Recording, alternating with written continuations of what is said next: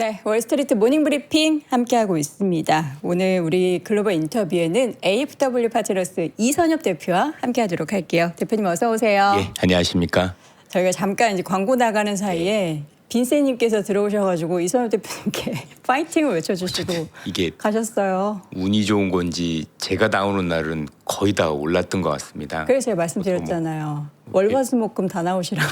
그래서 별명이 지수의 요정이기도 합니다. 지수의 요정. 예, 아 진짜 대표님 일주일 너무 힘들었어요. 너무 어려웠고 사실 뭐 개인적으로도 사실 그 이번 7월 시장을 제대로 좀 대응을 하지 못했습니다. 뭐 잘 아시겠지만 대응이 안 되는 시장이잖아요. 그렇기도 했는데 네. 뭐 어쨌든 지나 보면 이 정도 하락을 했으니까 아 정말 너무 어려웠다라고 말씀을 드리고 싶고 네. 뭐 그건 당연히 제가 너무 부족했기 때문일 거라고 생각을 하고 그래서 많은 여러분들한테 좀 죄송스러운 마음도 많이 좀 가지고 있습니다. 어쨌든 간에 이런 하락을 본 적도 없었고 그리고 하락이 있다라면 분명히 명분이 있어야 되는데 지금까지도 고민을 해보면 이게 좀 맞나?라는 생각이 좀 많이 드는 정도로 왜냐면 어제 삼성전자가 컨콜을 발표했단 말이에요.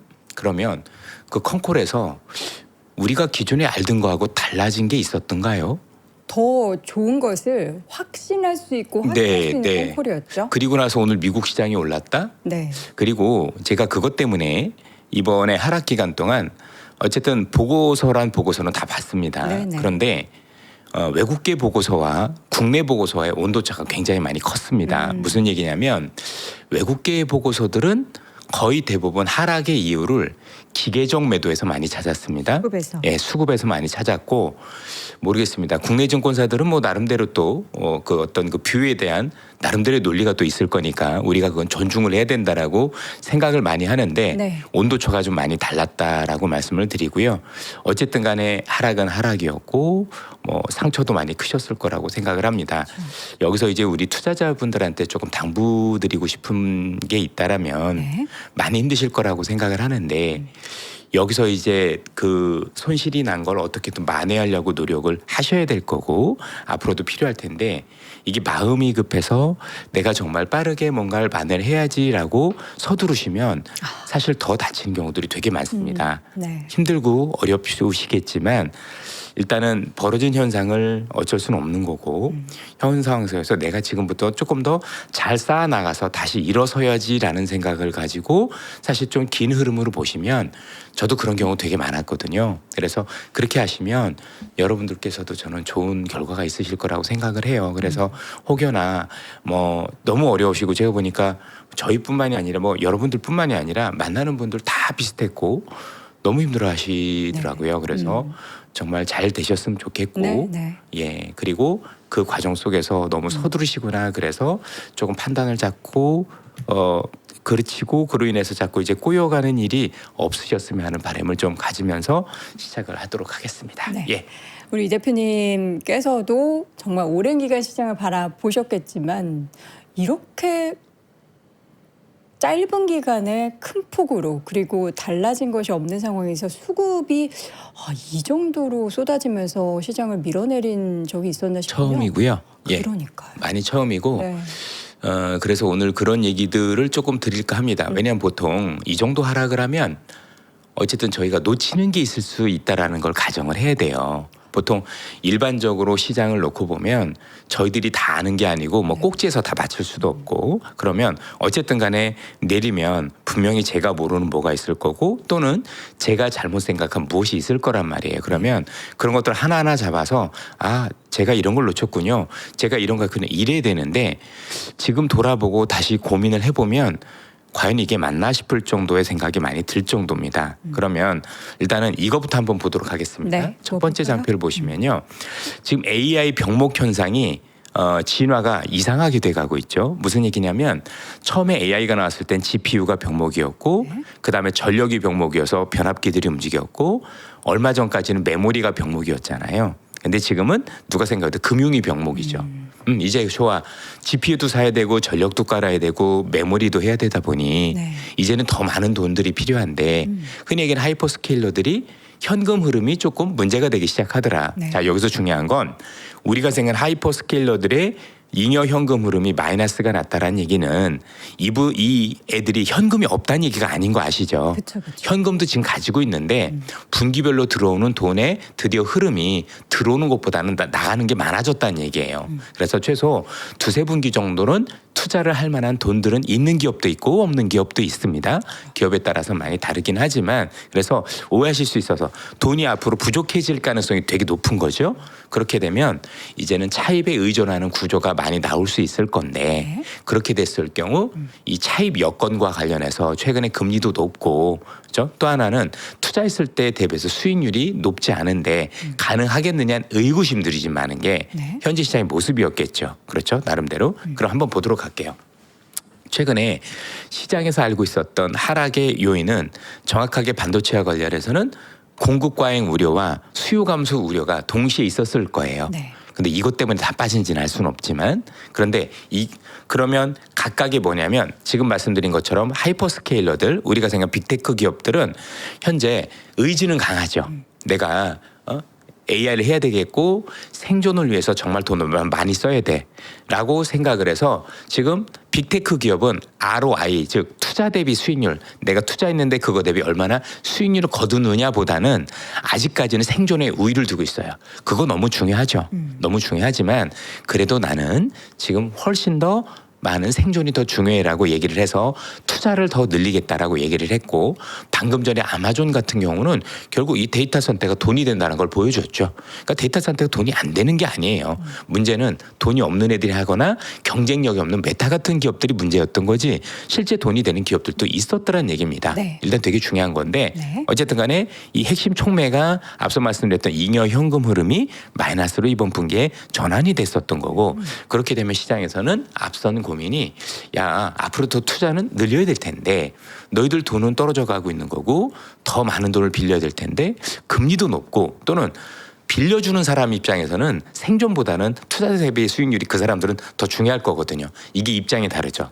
어쨌든 빌려주는 사람은 내가 빌려줬었을 때 나중에 회수할 수 있는지 이자는 제대로 받을 수 있는지 이 여부가 중요하기 때문에 네. 이 간극에서 투자자들의 고민이 깊었다라고 생각을 합니다. 네. 자 그렇게 해서 전체적으로 시간이 흐르면 결국 이 하이퍼스케일러들은 돈을 빌리지 못할 거고 돈을 빌리지 못하면 기존에 있었던 투자 계획이 흐트러질 거고 흐트러지는 가운데서도 수요가 줄어들 거란 우려를 많이 하고 계세요. 그쵸. 반도체 수문이 많이 줄어들 거다.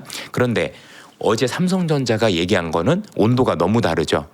올해는 고생하고 내년에도 아예 구할 수 없고 2028년에도 쉽지 않고 그나마 더 달라고 하고 가격이 얼마라도 달라고 하고 그러면 우리가 생각했던 우려는 과연 합리적인 우려였는지에 대한 고민이 지금부터 필요한 것 같아요. 중요한 건 뭐냐면 주가는 이미 그걸 현실화해서 빠진 거예요. 자, 수급 때문에 빠졌다라고 하지만 주가 폭만 놓고 보면 이게 현실화 됐었을 때 이 주가가 돼야 돼요. 그런데 만약에 이게 현실화가 안 된다면 우리는 지금부터 저는 그걸 생각해야 된다고 봐요. 좋습니다. 저희들 뭐 생각이 틀릴 수도 있고 그래서 하이퍼스케일도 시간이 지나서 올해 연말이라든가 내년 초라든가 정말 돈을 빌리지 못하는 기업들이 너무 많이 나오고 그래서 투자 계획이 흐트러져서 기존에 있었던 계획을 전부 다 파기한다. 그런다면 지금 주가가 합리적이에요. 그런데 그때까지 놓고 봤었을 때 그럴 가능성이 있는지 없는지는 시간을 두고 확인이 되겠죠. 확인이 돼서 아니네 우리가 우려했던 게 아니네 야 정말 그대로 계속해서 진행이 되고 있고 동시에 반도체 가격이 계속 오르고 있고 물론 매출 총이익률은 둔화가 되겠지만 이득은 계속 늘어나고 있네라고 하면 현 주가는 중단화될 수가 없습니다. 네. 자, 두 번째는 중국과 관련된 얘기를 말씀드립니다. CXMT 공급 팽창 공급에 대한 우려가 되게 크죠. 14조 원을 모았대요. 대단히 큰 돈입니다. 그런데 하이닉스 분기에 버는 돈이 65조입니다. 네. 일단은 뭐가 다릅니까? 사이즈가 다르죠. 14조가 자 우리가 생각할 때 금액부터 항상 봐야 되는 게 야 중국이 정말 어마어마한 돈을 모았대라고 하는데 우리 쪽하고 비교를 해주시기 바랍니다.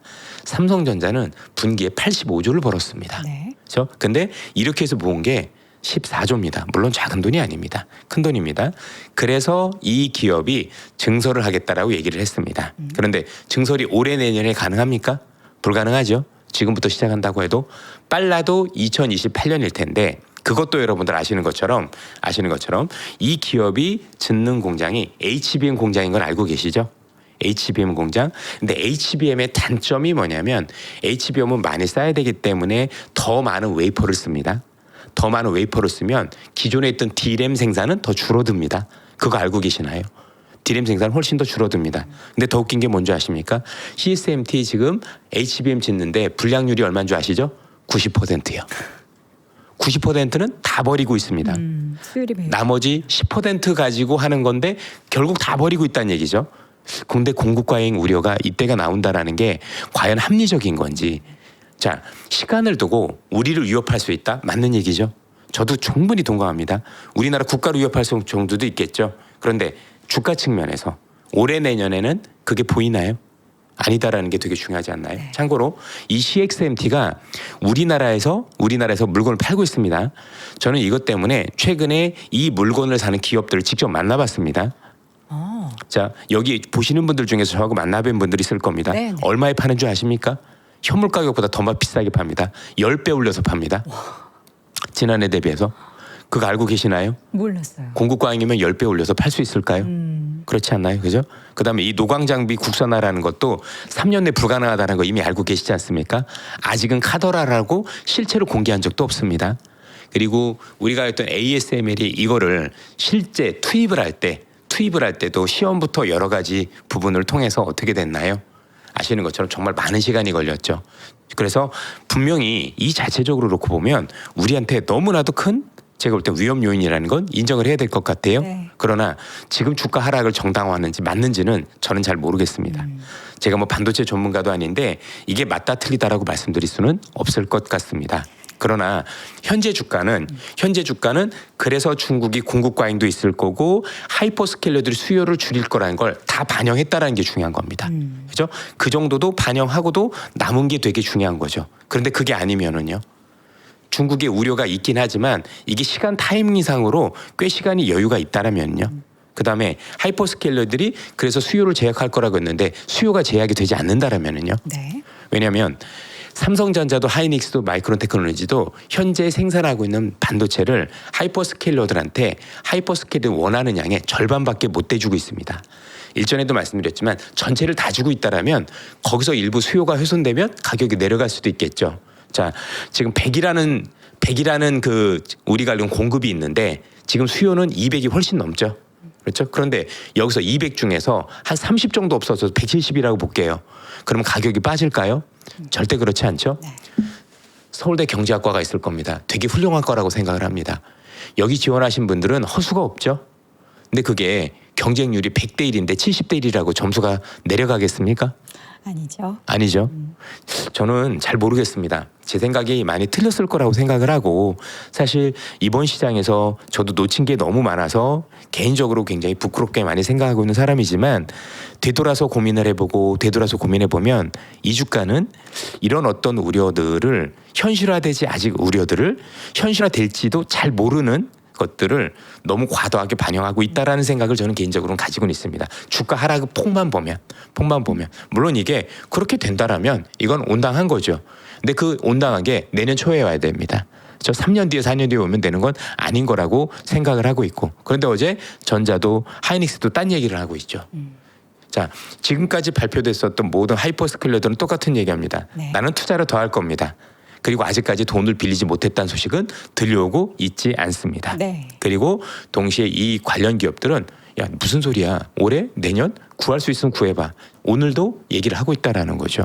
뭐가 맞는지는 우리가 시간을 통해서 지켜봐야 되겠지만 주가라는 건 선반영했는지도 잘 모르겠습니다. 왜냐하면 이 얘기를 한번 드려보도록 할게요. 네. 자, 여러분들 이전에 시스코 같은 경우도 여러분들 94년부터 대세 상승할 때 중간중간 거의 50% 조정을 여러 차례 받은 거 알고 계십니까? 주가의 조정이 네. 50%씩 반토막씩 두 번이나 나도 올라가는 경우도 있습니다. 그럼 우리가 기술적으로 이 정도 있었으면 대세 하락이다라고 얘기하는 게 맞는 건데 사실 이런 어떤 큰 사이클에선 이런 경우들도 허다하게 있었다라는 거죠. 애플도 마찬가지였었고요. 지금 보니까 시스코의 그 주가의 흐름이 한 6년 정도 대세 상승이 맞아요. 있고 맞아요. 중간중간에 두 차례. 네. 우리는 그러면 이번에 첫 번째일 수도 있는 첫 거죠. 번째. 예. 물론 이제 과거를 똑같이 아이 그럼요. 못한다라는 건 이런 거지 뭐 진짜 우려하는 게 맞을 수도 있어요. 네. 그걸 뭐 누가 알겠습니까? 네. 정확하게 알 수는 없는 거지만 이런 사례도 있다라는 건 우리가 충분히 이럴 수도 있겠구나라는 부분들이 있어야 됩니다. 그러면 일단은 기계적인 매도 얘기를 먼저 해보도록 할까요? 그러니까요. 이번에 아시겠지만 글쎄요. 그 영향이 적지 않았다고 생각한 게 아니라 그게 대부분일 수도 있다라는 생각을 할 수도 있는 것 같아요. 일단 외국계는 대부분 그렇게 얘기를 해요. 네. 외국계는 거의 대부분에서 이번에 그거는 대부분 그겁니다. 그리고 어제부로 얘기 보셨죠? 끝나가고 있습니다. 끝나가고 있습니다. 네. 정리가 돼가고 있습니다. 왜 그 사람들은 바보가 아닐 건데 반도체 애널리스트인데 반도체에 대한 이상이 있다라는 얘기를 자꾸 안 할까요? 저보다 훨씬 잘할 텐데, 예. 아니 뭐 어쨌든 간에 그 사람들도 틀릴 수도 있고 네. 그럴 텐데 왜 그 사람들 자꾸 저는 그게 더 고민이었어요. 그래 뭐 틀릴 수도 있고 맞을 수도 있고 그렇지만 어쨌든 이 정도 하락을 했으면 그 사람들도 야 이런 것 때문에 빠졌고 이런 우려들이 계속 있어서 앞으로도 쉽지 않아요 그럴 텐데 이구동성으로 외국계 증권사들의 보고서는 제가 100% 다 보진 못했지만 제가 본 보고서는 거의 다 똑같은 얘기예요. 기계고. 그러니까 레버리지에 대한 역효과고 거의 끝나가 그 얘기를 계속 하고 있다는 거죠. 거기에서 펀더멘탈 이상이 있다는 얘기를 안 해요. 오히려 대놓고 펀더멘탈은 없으나가 전제가 계속 달려요. 그럼 뭐지? 우리나라 언론들은 다 그렇다라고 얘기를 하고 있고 CSMT까지 끌어서 겁을 주고 있고 그다음에 뭐죠? 아직 하이퍼스케일러도 취소가 난 것도 없는데 그렇다라고 이미 다 얘기를 하고 있는데 그렇죠? 냉정하게 보는 외국계 증권사는 아니다라고 얘기를 하고 있고 그리고 여기서 그게 더 진짜면 어제도 외국인들은 많이 던져야 되는 거 아닙니까? 지금이라도 던지고 나와야 되는 거지. 사는 건 또 맞는 거지. 물론 오락가락 하니까 이게 일관되다 얘기할 수는 없는 거죠. 그래서 제가 드리고 싶은 말씀 자체가 제 얘기를 신뢰하라는 얘기는 아닙니다. 뭐 저도 요즘 뭐 시장에 대해서 나름대로 제 뷰가 뭐 잘 맞지도 않고 있는데 여러분들한테 나와서 나름대로 제 뷰를 공감해 주세요라고 얘기는 하지는 않겠지만 최소한 아까 말씀드렸던 수요와 공급 측면에 대한 우려가 있는데 그 우려가 현실화 됐었을 때 나와야 되는 주가라는 거죠.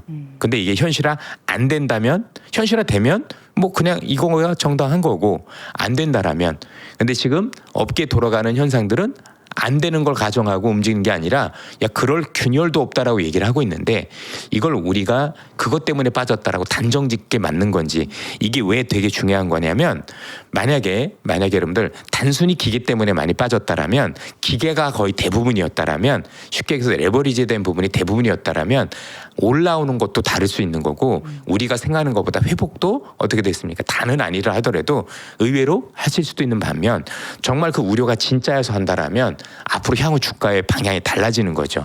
예, 우리가 생각을 달리해야 될 수도 있는 그런 측면에서 양쪽을 다 열어놓고 고민을 해봤으면 좋겠다라는 생각을 가지고 있는 겁니다. 그러니까 우리 지금 시청자분들의 뭐 심리나 분위기도 그것도 알겠고 수급이 지금 뭐 해석이 나오고 있으니까요. 뭐 이런 수급적인 영향이 누군가의 청산을 위한 이런 뭐 꼬임이 있었던 거다. 뭐 이런 얘기들이 나오고 있으니까 아 이래서 그랬던 거구나. 그러면 하락할 때 나왔던 여러 가지 부정적인 내용들은 어떻게 보면 이 하락을 정당하기 위한 이런 뭐 일부의 언론 플레이나 일부의 부정적인 시각이 더 부각될 수도 있겠고. 왜냐면요. 우리 투자자분들이 너무 힘드셨던 이유 중에 하나가 뭐냐면 이게 그냥 내리 그날 보면 그냥 계속 빠졌던 게 아니라 들어올리다 빠지고 들어올리다 빠졌어요. 이게 되게 중요한 게 어느 날 대부분 그렇지만 대부분 아침에 보면 들어올렸다 2시부터 많이 빠지고 그랬는데 이게 기계 조작이 가능하거든요.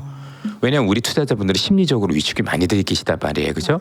근데 이런 우려라고 얘기를 하면 불안하니까 어떻게 돼요? 팔죠. 예. 그리고 아마 투자자분들 심리 보셨겠지만 이번 하락장에 단순히 불안해 아니셨을 거요. 거의 잠도 못 주셨을 정도로 거의 패닉 이상에 되셨을 건데 그 정도 심리에서는 심리를 자극할 만한 조금만 뭔가 줘도 와르르 무너져요. 네. 그렇죠? 그럼 이런 것들과 관련해서 계속 기계가 뭔가들을 제가 볼 때는 나름대로 우리 이런 것들을 그 뭐라고 해야 되나 그죠? 하지 않았을까라는 생각도 계속 드는 게 계속 오르다 빠지니까 반등 시도가 없었던 것도 아니고 그리고 힘들었던 중에 하나가 뭐냐면 어쨌든 중간중간에 악재가 계속 나왔단 말이에요. 특히 여러분들 중국발 악재 같은 경우는요. 반드시 일주일 정도 고민을 해봐야 돼요. 실제 과장된 경우가 되게 많았어요. 네. 딥시크 때도 그랬고 그렇죠. 여러 가지 경우에서 오늘도 미국에서 상원에서 애플한테 너 절대로 CSMT 거 쓰지 마라고 했잖아요. 네. 그러면 이 우려도 사실은 되게 많이 완화가 된 거지 않습니까? 근데 우리 이거 모르지 않았죠. 네. 충분히 가능성이 있었던 얘기가 아니라 처음부터 그럴 거라는 걸 알고 있었고 그런데도 불구하고 계속해서 우려될 거야. 시장에서 이제 끝났어라고 얘기를 하는 게 마치 근데 지금 했을 것처럼 얘기하는 게 온당했느냐에 대한 고민도 되게 있는 거죠. 그래서 최소한 저는요.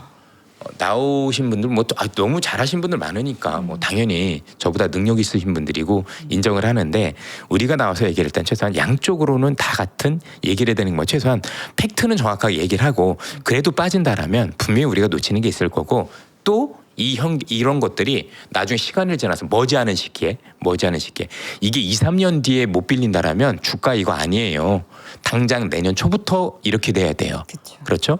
그게 된다는 모르겠지만 여러분들 냉정하게 생각해 주시기 바랍니다. 조금 더 시간이 지나서 이게 정말 하이퍼스케일러들이 돈을 못 빌려가지고 정말 주문을 엄청 줄이고 이런 현상들이 나타나는지 우린 시간을 두고 봐야 되지 않을까라는 생각이 듭니다. 그러니까 지금 시장에 대한 의구심들은 아무래도 네. 아직까지도 해소가 되지 못할 거예요. 우리 투자자분들이 지난 약 한 달 동안에 엄청난 하락을 겪었기 때문에 이게 오늘 반등이 뭐 정말 크게 나온다라고 하더라도 사실 우리가 이제 앞으로도 업황에 대해서는 다양한 이야기들을 기업에서 쏟아낼 거기 때문에 알지만 그 우리 지금의 뭐 하락 네. 원인 중에 하나라고 했던 그 수급 관련해서는 사실 개인들이 그리고 사실 우리나라 언론도 그랬지만 뭐 기관도 그렇고 그 부분에 대해서 집중적으로 계속 워닝을 주지는 못했잖아요. 워닝을 주지 못하게 만들었겠죠. 네, 근데 그거를 그럼 앞으로는 우리가 뭐 어떻게 알고 그거를 참, 대응을 해야 될지. 참 쉽지 않은 상황인 거죠. 네. 굉장히 제가 오늘은 말씀 못 드리겠지만 네. 머지않은 시기에 좀 말씀드릴 수 있는 날이 올 거라고 저는 생각을 합니다. 그래요? 예, 이게 되게 민감한 얘기가 많아서 아, 그래요? 예. 그래도 얘기는 해야 되는 게 시간이 지나서 맞다라고 생각을 하고 있고 네. 이 금융이라는 게 굉장히 민감한 겁니다. 아주 민감을 해서 정말 우리 투자자분들뿐만이 아니라 외국인 투자자들 입장에서도 보세요.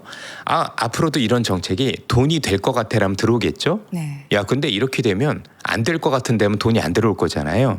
그리고 이런 정책을 어떻게 만들려면 정말 운용을 깊게 했던 사람들, 네. 분석도 깊게 했었던 사람들이 정말 머리를 싸매고 해야 되는 겁니다. 난 공무원들이 할 수 있는 일은 아닙니다. 나름대로. 예.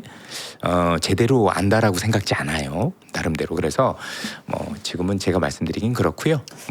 언젠간 날이 있겠죠. 예. 정말 뭐 사실 우리가 한국 시장에서 여러 가지 나오는 데이터들이나 자료 보는 것도 바쁜데 미국 쪽 데이터까지 봐야 되는 그런 상황이 지금 펼쳐지고 있는 봐야죠. 거잖아요. 봐야 될 수밖에 없는 거고 고민을 많이 해야 됩니다. 네. 예.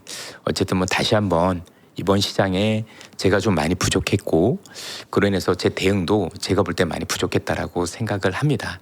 그런 점에 대해서는 저는 깊이 사과를 드려야 되지 않을까라는 생각을 일단 다시 한번 말씀을 드립니다. 예. 참 뭐라고 말씀드려야 될지 아니에요. 어렵네요. 예. 인정을 해야 될 건 인정을 해야 되지 않겠습니까? 그래서 저도 나름대로 이제 시장이 더 많이 하락했었을 때 그래도 우리 시장에서 또 좀 좋은 경고도 해주시고 했었던 우리 선후배분들이 계셔서 그분들 말씀도 계속 경청을 하고 그래서 그분들한테 제가 전화도 했었을 거예요. 문자도 드렸고 여러분들 그런 의견 주셔서 고맙다. 저도 부족한 점이 많은데 네. 저보다 잘하는 분들이 있으면 얘기 들어야 될 거 아니겠습니까? 그렇게 해서 제가 잘못 본 점이 있으면 고쳐야 될 거고 또 그렇게 해야 여러분들께서도 또 신뢰를 하고 나중에 또 저 사람은 그래도 노력하는구나 라고 생각할 수 있지 않을까요? 그렇습니다. 예. 이제 오늘 시장은 반등을 해야겠죠. 크게 줄 것 같고요. 오늘 안 하면은 이건 진짜 아닙니다. 오늘은 크게 줄 예. 가능성이 높고요. 오늘 폭도 그렇지만 어제 나온 그 삼성전자의 그게 작은 게 아니에요. 근데 어제, 워낙 우리가 심리적으로 위축돼 있다 보니까 그 정도에서 끝난 거지. 장중 8% 네, 사실은 미국처럼 오르는 게 정상이었어요. 정상인데 우리가 너무 위축되다 보니 그거조차도 이제는 신뢰를 안 하는. 그러니까 지금 제가도 말씀드렸지만 되게 웃긴 게 팩트는 삼성전자 어제 얘기한 게 사실인데 신뢰를 안 하고 네. 아직 현실화되지 않은 거에 대해서는 카더라 가지고 지금 굉장히 불안해하고 있는 게 이게 저는 되게 아쉬운 거예요. 그리고 그 카더라가 우려에 대해서 우리가 앞으로도 계속 점검해야 될 변수라는 건 맞지만 지금 하이퍼스케일러들의 의지라든가 이런 걸 놓고 봤었을 때는 이게 그렇게 쉬운 일은 아닌 것 같은데 그리고 아까도 말씀드렸지만 현금 일단 당장은 있단 말이에요. 나름대로 그렇죠. 그래서 나중에라도 또 금리가 미국 하이퍼스케일러들이 빌리는 시점이 그래서 지금 당장보다도 내년 정도가 될 가능성이 높은데 내년 정도에 금리가 지금보다 하향 안정화된다라면 네. 나온 김에 제가 케빈 워시에 대해서 여러 차례 말씀을 드렸을 거예요. 어제 연준 회의 보면 케빈 워시는 분명하죠. 금리 안 올리고 싶어 한다는 걸 분명히 보여줬죠. 네. 사실은 진짜 물가가 걱정됐으면 냉정하게 놓켜보면 제가 연준 의장이라면 매파라면 어제 올렸을 것 같아요. 그런데 안 올렸고 기자회견에서 하는 얘기가 아니 내가 매파적으로 얘기를 했더니 시장이 알아서 국채 10년물 30년물이 올라서 알아서 제약해서 효과가 있었다. 이 얘기는 올리기 싫었다라는 얘기예요. 그러면 어차피 9월에 올릴 거 선제적으로 올려서 물가를 잡는 게 좋잖아요. 그런데 일전에도 말씀드렸지만 케빈 워시는 뭘 기다리고 있다고요? 경기 둔화를 기다리고 있는 거예요. 이 정도 유가면 이 정도 고유가면 처음에는 물가가 오르지만 시간을 두고 소비를 꺾는단 말이에요. 이미 여러분들 고용시장의 균열이 나타나기 시작했고 오늘 발표된 성장률이 원래 2%가 넘어야 되는데 1.5로 하향되기 시작을 했죠. 나름대로 그래요. 특히 월드컵에 대한 효과가 사라지기 시작을 했습니다. 그럼 고유가에 대한 본격적인 부분이 나타나면 9월에 현재는 금리 인상 가능성이 굉장히 높습니다. 80%가 넘는 걸로 알고 있는데 9월에 만약에 나오는 지표가 그러니까 8월부터 나오는 지표들이 만약에 고용이 둔화되는 모습이 나오면 생각이 또 달라지는 거예요. 왜? 우리가 알고 있는 연준의 양대 책무는 물가와 고용인데 고용이 망가지면 시간을 두고 물가를 떨어뜨려요. 내가 취직을 못하면 월급이 없어서 물건을 못 사겠기 때문에 수요가 저절로 들거든요. 네. 그럼 최소 동결로 가자는 게 일단 케빈 워시의 생각인 건 어제 분명했어요. 물론 케빈 워시의 생각이 그대로 되려면 이 전쟁이 빨리 끝나야 되죠. 그런 전제라는 게 있어서 확답도 안 되고 뭐겠지만 일단 워시는 그렇게 생각하고 가고 있다라는 부분에 대해서 고민해야 되는 거고 그리고 만약에 워시의 이 시나리오가 계획대로 된다라면 우리가 볼 때는 9월 이후부터는 금리가 지금보다 조금 더 낮은 수준일 수도 있는 그리고 금리가 낮은 수준으로 갈수록 많이 내리진 않겠지만 네. 갈수록 우리가 생각했던 하이퍼스케일러들이 돈을 빌릴 수 환경은 또 좋아지는 거죠. 그런 것들도 우리가 조금 더 큰 그림에서 고민을 해야 된다. 물론 반대일 수도 있습니다. 그렇죠? 왜냐하면 전쟁이 너무 길어지고 문제가 된다면 그건 분명히 문제가 될 수 있겠죠. 그러나 그것들은 아무도 알 수 없는 거니 최소한 7, 8월 정도까지는 뭐 이란 전쟁이 어떻게 전개되는지 좀 더 보고 그땐 고민해도 늦지 않을 것 같습니다. 잭슨홀 연설도 있을 거고. 그렇죠. 네. 우리가 상반기에는 돌다리를 두들겨 볼 정신도 없이 시장이 네. 마구마구 올랐습니다. 네. 이제 하반기에는 우리가 이런 하락을 한번 겪고 나서 보니까 좀 돌다리를 하나씩 두들겨보고 건너야겠다라는 마음들을 다들 하실 거예요. 그럼 두들겨보는 그 돌다리 중에서는 말씀해 주셨던 금리의 세 가지가 제일 중요하죠. 금리와 실제 이 금리로 인해서 하이퍼스케일러들의 수요가 위축되는지와 네. 그다음에 뭐 창신 매물을 얘기를 하니까 사실 당장 내후년까지 가능성 없는 얘기인 건데 그게 되는지 뭐 네. 계속 봐야 되겠죠. 네. 하나가 더 있다라면 저는 이건 항상 나오는 거라고 생각을 하는데 네. 효율화 관점에서 지금 메모리를 덜 쓰는 기술들 개발이 계속 이루어지고 있단 말이에요. 그게 메타권 터보콘트였었던 거고 구글. 그다음에 몇 가지가 있었지만 뭐 네. 그런 것들도 나중에 우리가 계속돼야 되는 겁니다. 참고로 지금 이제 중국의 모델 GLM 5.2라는 모델이 있고 지금 이 키미 K3라는 모델이 있는데 이 모델은 메모리를 더 필요합니다. 그렇죠? 효율화 관점에서는 우수하지만 네. 운용 관점에서는 메모리가 더 필요하다라는 게 됐기 때문에 이게 메모리를 수요를 줄이는 건 아니다라는 점을 확인됐다라는 거 일단 다시 팩트로 체크하고 넘어갑니다.